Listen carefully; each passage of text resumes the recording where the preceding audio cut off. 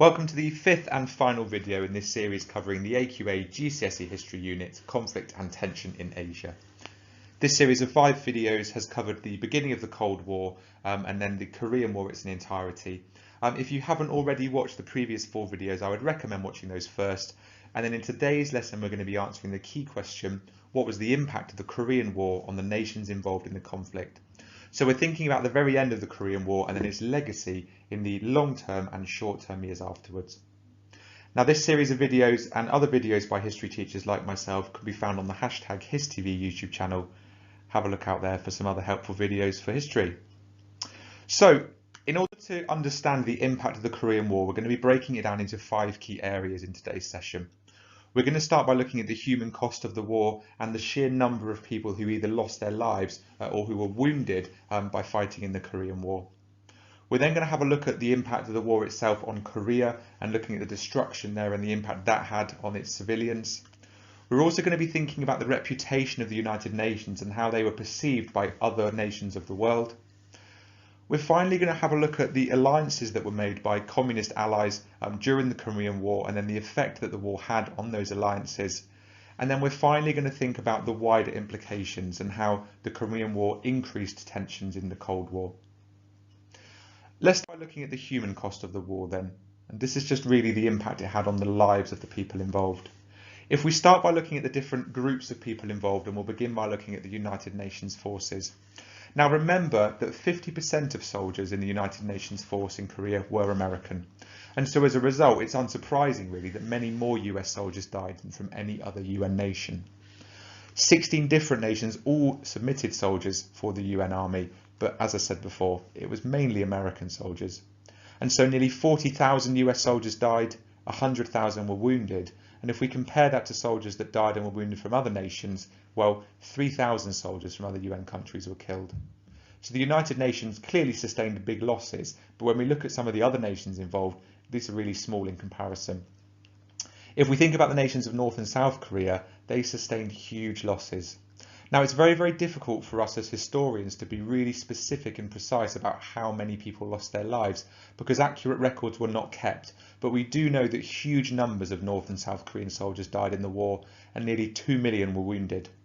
We think that around 200,000 South Korean soldiers and 1 million civilians were killed, and in comparison to the North, 400,000 and 600,000 civilians were killed. Sorry, 400,000 North Korean soldiers and 600,000 civilians were killed. Now, despite this being the Korean War, it was actually China that lost the biggest number of people. And although they joined the war after North Korea invaded, they lost more soldiers than any other nation. 600,000 Chinese soldiers from the People's Volunteer Army were killed in the Korean War. So there's lots of different ways of evaluating the impact of the Korean War, but if we're just looking at the human cost on the sheer number of people that lost their lives, this war, in the space of only 3 years, claimed the lives of millions of people. And there were millions of civilians and soldiers who were wounded during this conflict as well, whose lives were affected for many years afterwards. Let's think also about the impact that the war had on Korea itself as a landscape. And the destruction that took place in Korea during the war was pretty huge, really. So to begin with, it's important to remember that North and South Korea both sustained heavy bombing during the war. Both the North Korean and South Korean armies did have planes. The United Nations used warplanes, as did the North Koreans. But North Korea sustained far greater damage. 80% of Korea's government and industrial buildings were destroyed. So that's where they organised their laws and organised their society, but also their factory buildings as well. So where they produce goods. And by destroying those things, it's going to have a really, really important and long-lasting legacy on the country. For civilians, there was a huge housing crisis after the war. Over half of all housing in Korea was destroyed by bombing, and almost all of Korea's transport networks were destroyed. And the housing crisis was so severe that many North Koreans ended up living in caves. Now, North and South Korea weren't just left on their own to recover. They were helped by some of the other nations involved. And so the USA continued to send financial aid to South Korea after the war, invested millions and millions of dollars in supporting them. And North Korea's recovery was supported by China and the USSR, those two communist allies who both cancelled debts that they were owed. The USSR and China also sent financial aid, and China finally then sent experts to help with rebuilding. So again, if we're evaluating impact, we've talked about the impact on just the number of people that lost their lives, but there was also a huge impact on Korea just in terms of the buildings that were destroyed. This war had a huge impact on the lives of the Korean people for many years afterwards, and probably still does to this day. If we think about the reputation of the United Nations, then we're going to be thinking about two different ways you can look at this. Now, the United Nations, in a way, could be quite proud of themselves. They made it very clear that they would take action to stop aggression and to achieve peace. That is the aim of the United Nations as an organisation. Now, a similar group called the League of Nations failed to take action in the build-up to World War II, and the UN had proved that it was superior. The UN had proved that whereas the League of Nations didn't take action in reaction to Hitler's aggression, the United Nations did take action when North Korea invaded South Korea. So in a way, there's a sense that the United Nations had proved themselves as a peace force, and that they would act, they were not afraid to take action. On the other hand, though, if you think about the people that are in charge of the United Nations Armed Forces and the soldiers that were sent, it probably would be fair also to argue that maybe the United Nations was a bit of a puppet of the USA. It's really important to remember that it was America that proposed military action. They were the people or the nation in the first place that suggested that armed forces should be sent to South Korea. The UN force was then made up of mainly American soldiers, led by an American general, General MacArthur. So some people saw, particularly the USSR, that the United Nations was a puppet of the USA. If we think about the aims and objectives of the United Nations and what they actually achieved, well, it wasn't complete success. South Korea had been protected from communist aggression, but the unification of North and South Korea did not happen. Remember that after South Korea had been saved from communism, MacArthur and the UN forces pushed north into North Korea, hoping to reunite both of those nations. But that did not happen, and so North and South Korea remain divided at the demilitarized zone to this day. So the United Nations, in some people's eyes, had proved themselves, but in other people's eyes had shown themselves just to be control or a puppet of America.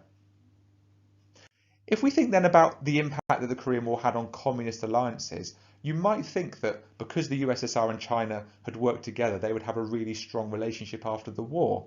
But that's not quite right. Let's think about it in detail. Well, to start with, China had proved that they were powerful enough to stand up to America without huge amounts of support from the USSR. And America worried after the Korean War that China would become a superpower. They worried even more that the spread of communism across the whole of Asia would happen because China was this hugely powerful country. So China came out of the war really showing just how powerful it was, that it was an emerging superpower. The Korean War had, though, been incredibly expensive for China. And as a result of the war, the USA stopped all trade and all political links with China for 25 years after. And that had a pretty big impact on China's economy. It damaged the Chinese economy significantly. And in terms of the alliance between China and the USSR, well, things began to crack quite quickly. Although the USSR and China were both communist nations, in the years after the Korean War, they had different interpretations of how a communist nation should be run. And so China started to see the USSR as being unreliable, and the leaders of the two nations had many disagreements in the years after the Korean War. And so in the years after, they really started to divide. Although they were both communist nations, they didn't really see eye to eye. So that alliance broke down quite quickly. If we set the Korean War in the context of the Cold War, we also need to then think about how the Korean War impacted Cold War tensions. Let's start by thinking about the arms race. We talked before the Korean War, when we looked at the origins of the Cold War, that this was a period where nuclear weapons were invented and developed by America and then by the USSR. And what takes place after the Korean War is a real intense arms race. And what we mean by that is this is two nations battling to build as many bombs and as big bombs as they possibly can.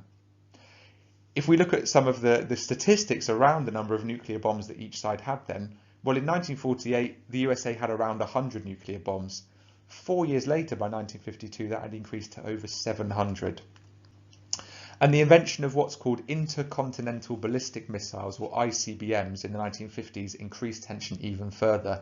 Technology was improving really rapidly during this period, and there was lots of money and investment being made on spacecraft and on people trying to get into space.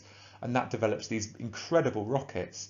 And nuclear bombs then could be strapped to those rockets, and that's really what an ICBM is, intercontinental ballistic missile.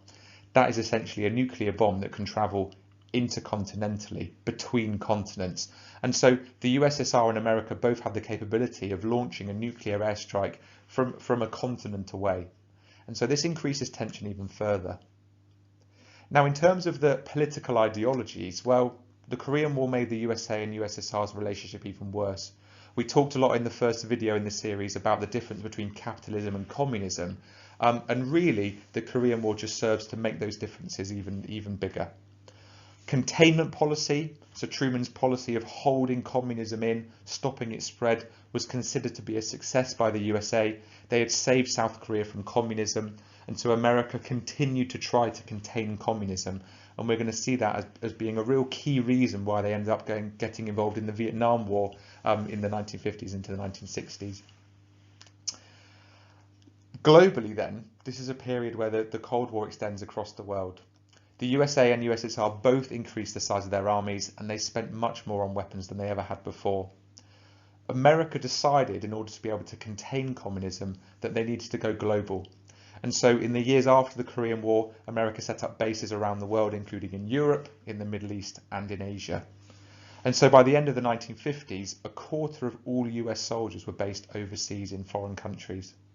So clearly the impact of the Korean War had huge implications in terms of the relationship between the USSR and USA, and it just meant that America then was expanding its armies globally. And that really sets the scene for what takes place in the Vietnam War, which is the next series and the next part of this unit. So we've looked today then at the impact of the Korean War through the human cost, through the huge destruction in Korea.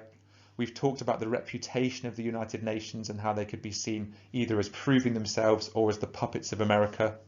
We've talked about the alliances between the USSR and China, two huge communist nations, but how that alliance started to break down quite quickly.